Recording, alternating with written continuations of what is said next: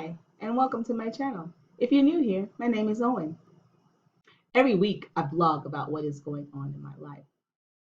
Don't worry, my parents know that I'm doing this. My dad is the one holding the camera. Let's get started. There's a lot to tell. First, can you believe that my parents are making me get rid of my best friend and blanket, Fuzzy? Dad, Fuzzy is my best friend and he goes everywhere with me.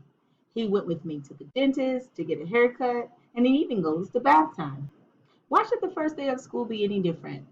Followers, as you read along with my book, Owen, you will see all the things my parents and my neighbor tried to do to get Fuzzy away from me. Some of them are pretty funny.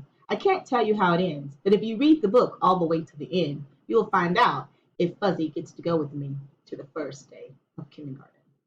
Again, if you want to know what happens to Fuzzy, read all the way to the end.